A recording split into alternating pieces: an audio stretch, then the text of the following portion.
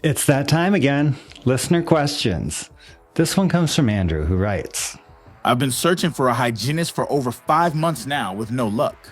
I practice in a rural area where there just aren't many hygienists available. At the same time, I'm one of the few dentists around, so I have plenty of patients who want cleanings. I've been trying to handle them myself, but it's eating into my time for more productive procedures. The stress is building up and my production is taking a hit. What strategies would you suggest for finding a hygienist? Andrew, I hear you loud and clear. This is a challenge many dentists in rural areas face. Even in cities, they have this problem sometimes. The hygiene market is brutal. Let's tackle this from 2 angles. Recruitment strategies, first of all. If hiring a hygienist is a non-negotiable for you, then you may need to get creative with your offer. That could mean offering a significantly higher salary than the going rate. Relocation bonuses, flexible schedules, or even considering CE costs as an incentive. But in a rural area, there may simply be no hygienists available no matter how much you offer. So number 2 is reevaluating your practice model. This is where I'd encourage you to step back and ask, does the traditional family practice model make sense for my situation? The family model assumes you can hire hygienists at a reasonable wage relative to the fees you collect. But if that's not possible, it might be time to rethink your whole approach. Here's a few alternative models that could work better. First of all, an emergency-based practice, where you focus primarily on urgent care, handling toothaches, broken teeth, extractions, and implants, which are often higher value procedures. Second, a denture and implant clinic, so specializing in helping patients with terminal dentition, could be a game changer. Learning to place implants for overdentures or fixed teeth is a highly profitable niche. And in a rural area, you could dominate that market, since the few other dentists nearby you are also trying to compete as family dentists. Next option, going out of network and raising fees. If there aren't many dentists around, you have leverage. You could raise your hygiene fees significantly, reducing demand while making it more financially worthwhile when you do happen to be performing cleanings. So price it so that whether you're doing a filling or a crown or a cleaning, you're earning the same per hour. This will drastically cut your demand for hygiene, which is exactly the point. And more of your patients will see you for procedures when they're having problems. But you won't be spending most of your days cleaning teeth on the cheap. The bottom line is, the traditional family practice model isn't the only way to run a successful dental business, especially when staffing limitations make it difficult to sustain. Instead of fighting an uphill battle, you might find it more rewarding and profitable to shift your approach entirely. All right, on to the next question. This one comes from Gary, and it's about scheduling. Gary says, I've scheduled one column for production and another for non-productive tasks. Things like crown deliveries, night guard deliveries, denture adjustments, and Invisalign checks. My problem is that I keep running behind. Should I start scheduling doctor time for these non-productive procedures as well? Great question, Gary. When it comes to scheduling, there's many ways to skin the cat. And it sounds like your current strategy separates production from non-production procedures. The idea behind this approach is that those smaller procedures don't take much time, so they're often double booked alongside your major cases. The challenge, though, is that even though a crown delivery or a hygiene exam doesn't take a lot of time, it does take some time. And so if you're booking your main procedures without accounting for these interruptions, running on time isn't going to happen. Not only would you have to work faster than you normally do, but everything would have to go perfectly smoothly. No late arrivals, no bathroom breaks, no chatty Cathys. Just a stream of punctual patients who sit like a statue in the chair and never have any questions. Why you're running behind? Let's break it down. Suppose you schedule an hour for a crown procedure, thinking you can complete it without interruptions. However, in reality, your time is divided. You're doing the crown prep, you're stepping away for a hygiene check, and you're squeezing in a crown delivery. Each of those interruptions adds time. A quick hygiene check and a crown delivery might tack on another 20 minutes.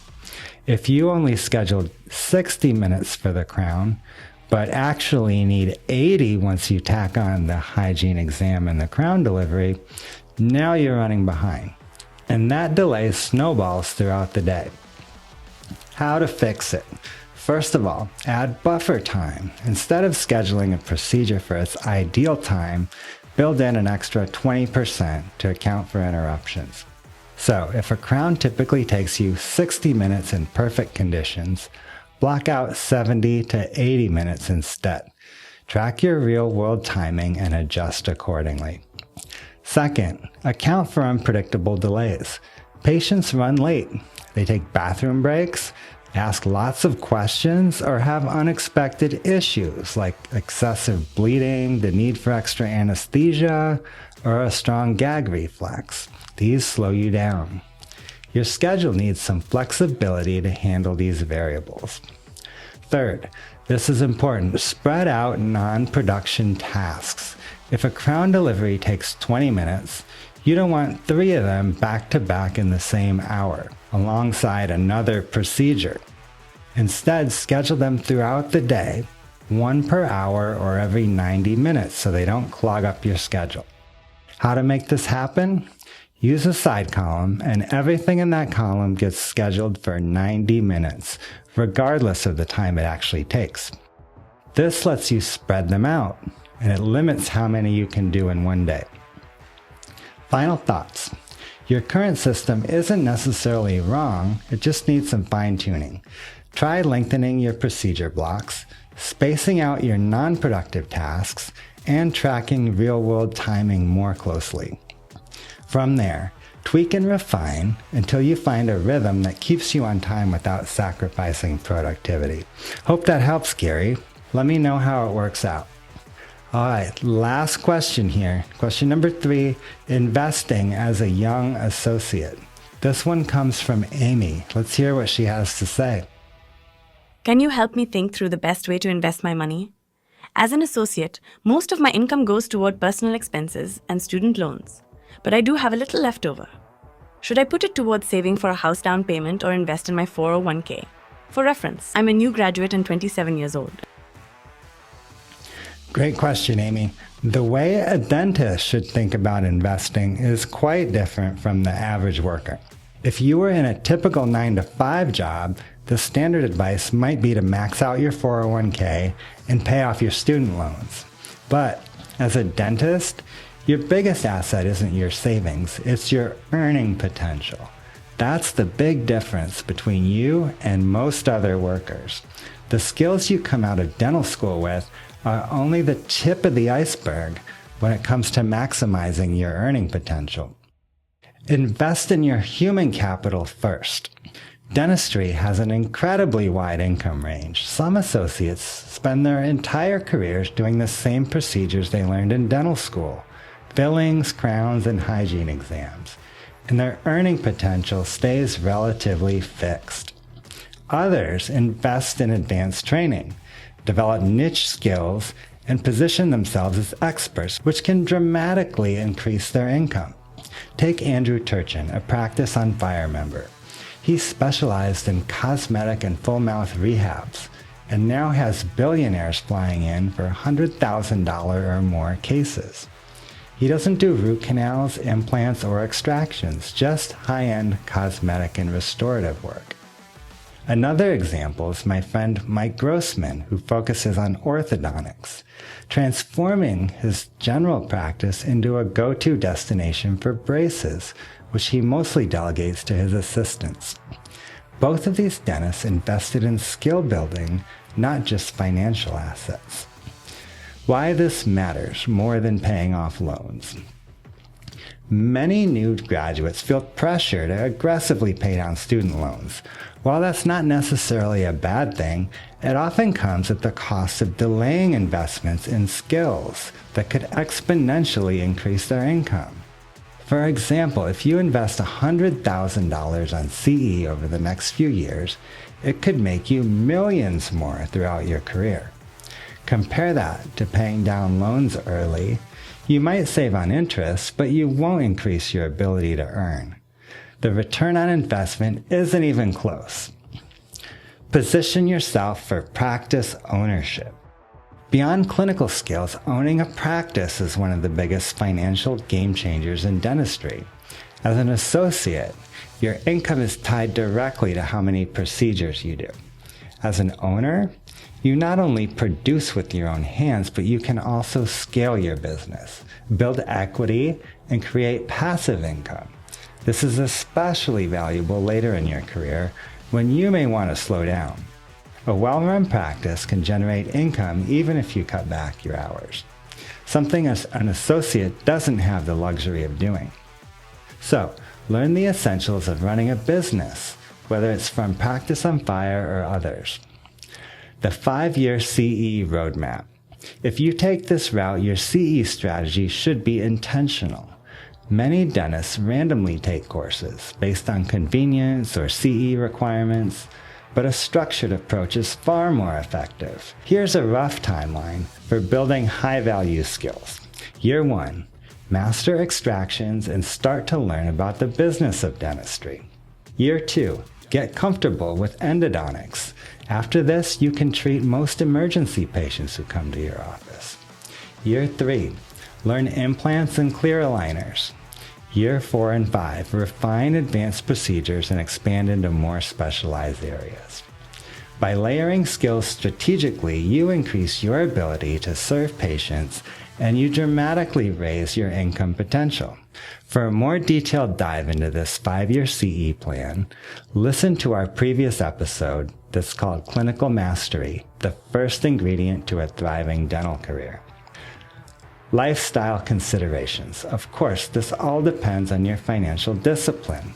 If you're willing to live like a resident for a few years, as the white coat investor puts it, you can invest heavily into your career and set yourself up for long-term success.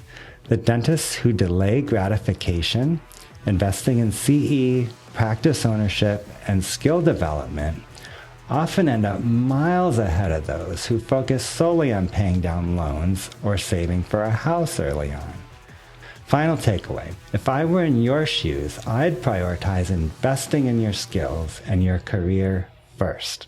The financial return will be far greater than retirement savings or home ownership at this stage.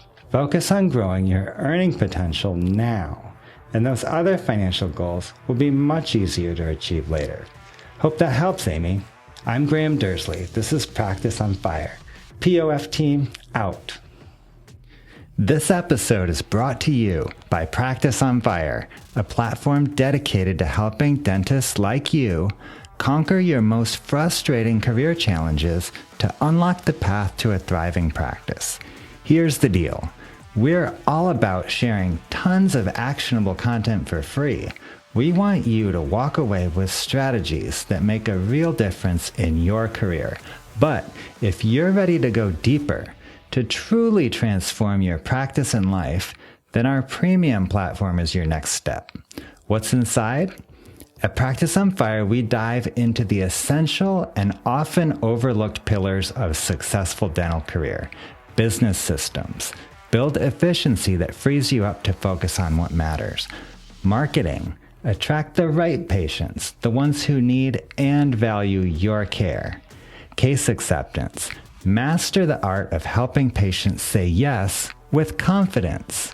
We've got hours of pre-recorded courses, but here's the game changer, an active community that guides you step by step through implementation.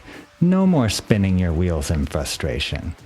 Think about it. Many dentists invest over 7 figures in their careers between student loans and practice ownership, but they've never invested in the critical skills, that make the difference between struggle and success. Visit practiceonfire.com for free downloads, implementation guides, and details about how to take your career and practice to the next level. Want to take the hot seat? Think your practice could use a makeover?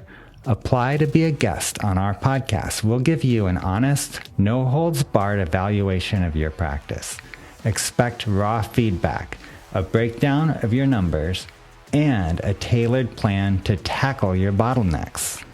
Vulnerability is required. Transformation guaranteed.